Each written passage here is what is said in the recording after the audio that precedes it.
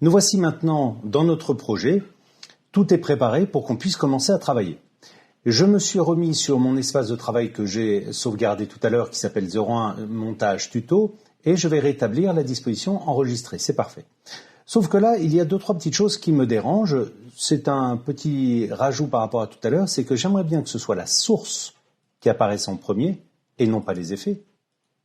Et que ce soit l'onglet projet qui apparaisse et non pas l'onglet explorateur des médias. Et bien pour cela, j'ai fait ces microscopiques modifications. Je vais agrandir aussi très légèrement la fenêtre source pour la voir par rapport à la fenêtre programme. Et bien si je veux modifier et enregistrer les modifications apportées à mon espace de travail, c'est ce que je vais faire maintenant. Boum. Et maintenant, mon 01 montage tuto sera présenté comme ceci avec la source sélectionnée et le projet aussi sélectionné. C'est-à-dire si je retourne ici, par exemple sur la bibliothèque, que je déplace tout, que je revienne ici et que je remodifie, ceci, que je me mette sur effet et là sur l'explorateur des médias, si je reviens dans la disposition enregistrée, c'est bien la source maintenant et le projet qui sont tous les deux pris. J'ai déjà importé, et on va voir comment cela se passe tout à l'heure, un premier élément et que j'ai mis dans la source pour que nous voyions en fait le panneau projet et le panneau source. Le panneau projet, c'est donc là où nous allons importer tous les différents éléments et vous avez plusieurs possibilités dans les options de boutons qui sont à notre disposition en bas. La première étant de changer la visibilité des éléments, soit en mode liste, soit en mode icône.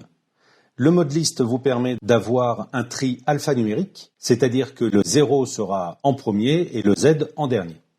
Et donc ça vous permettra comme ça de faire un tri particulier, de pouvoir retrouver facilement par leur nom ou leur numéro les différents médias que vous avez à l'intérieur de votre projet. Nous verrons comment on fait une recherche un petit peu plus tard.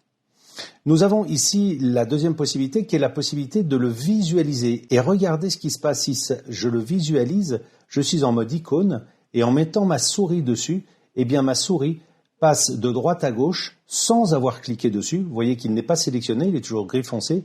Si je clique dessus, il devient gris clair. Je clique à côté pour le désélectionner.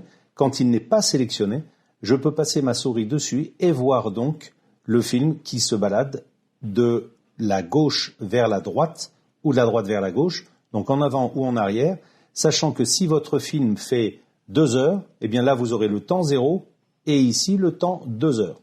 Donc c'est la totalité du clip que vous voyez de là à là. Pour le lire à l'intérieur du moniteur source qui est ici, qui va donc être le moniteur nous permettant de voir les sources, de voir donc les originaux, eh bien pour cela j'ai double-cliqué dessus, ce qui me l'a ouvert ici.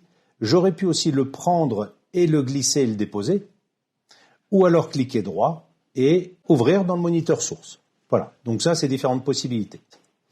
Cette vignette, on peut l'agrandir grâce à un zoom ici. Donc si vous en avez plusieurs, vous verrez que c'est très très pratique d'aller visualiser un petit peu plus grand les différents éléments. Là, nous avons l'affichage forme libre. Et l'affichage forme libre, à la différence de l'affichage mode icône, c'est que je peux prendre les éléments et les bouger les uns indépendamment des autres, quel que soit l'ordre, alors que quand je suis en mode icône, je ne peux bouger que sur une grille.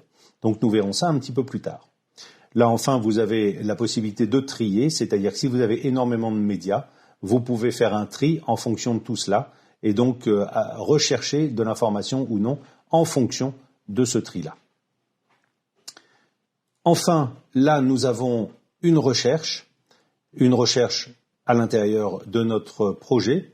Ici, nous avons la possibilité de faire des nouveaux chutiers, là, des nouveaux éléments. Et ces nouveaux éléments, vous verrez qu'il y a des séquences, des projets partagés, des fichiers offline, etc., des calques d'effets, enfin plein de choses que l'on verra tout ou partie en détail dans notre formation.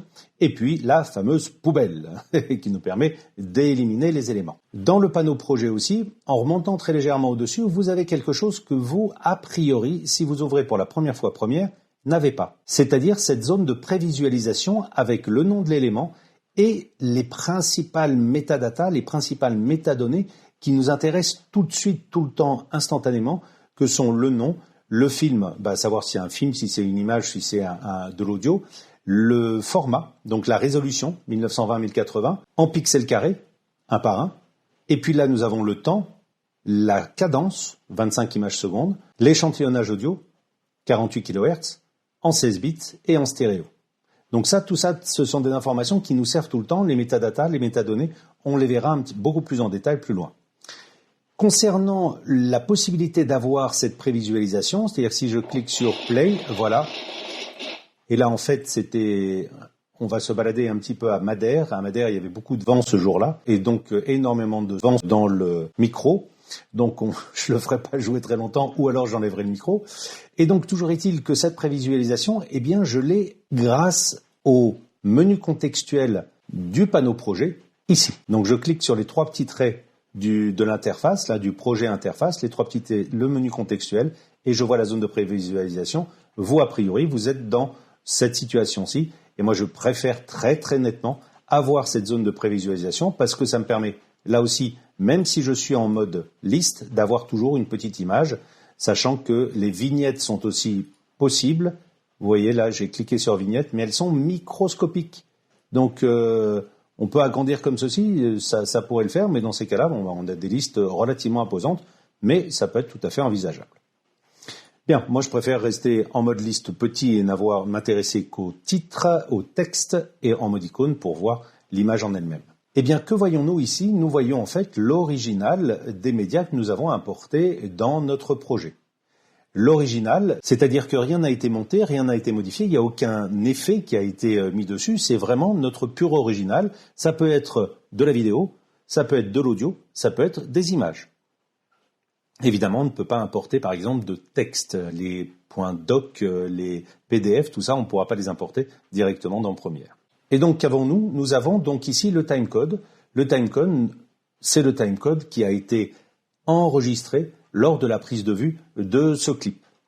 Nous avons ici un facteur de zoom. Le facteur de zoom, eh bien, c'est la manière de visualiser notre image dans cet espace-ci. Si je mets sur adapté, ça veut dire que quelle que soit la taille de mon panneau, je vais voir 100% de ma vidéo, mais à une échelle beaucoup plus petite. Si je l'agrandis, je vois 100% de l'image à une échelle plus importante. Ça, c'est donc le côté adapté. Si je mets 10%, eh bien là, je vois réellement 10% de la vidéo. Si je me mets à 100%, voilà la vraie taille de la vidéo. Et donc là, vous voyez qu'il n'y a pas de mise en page automatique qui se fait et j'ai l'apparition d'ascenseurs qui me permettent de me déplacer à l'intérieur de l'image. Donc assez souvent, pour avoir la possibilité de voir la totalité de l'image, nous restons en adapté. Là, ce sera la possibilité de récupérer que la vidéo ou que l'audio. Et c'est aussi une manière de pouvoir visualiser la forme d'onde, de cliquer ici sur cette forme d'onde-là, alors que là, nous cliquons sur la vidéo, nous voyons la vidéo. Et ça permettra aussi de ne récupérer, comme je le disais, que l'audio ou que la vidéo quand on voudra utiliser ça et descendre ça dans notre timeline. Nous avons là la résolution de la lecture, c'est-à-dire que en lecture normale, nous avons une résolution d'un demi. Je peux me mettre en intégrale et là, ce sera un petit peu plus demandeur. Vous voyez que c'est très légèrement plus saccadé, alors qu'à un demi, eh bien, je vois un demi de la qualité ou un quart, si je veux avoir encore moins de soucis, mais on voit tout de suite qu'il y a, vous voyez que ça saute un petit peu, et en plus avec le vent, c'était pas génial. Quand il y a un arrêt sur image, l'arrêt sur image, lui, est parfaitement à 100% de la qualité. Nous avons les settings, les paramètres et autres, là, tout ça, on aura l'occasion d'y aller un petit peu de temps en temps, mais ça se trouve ici.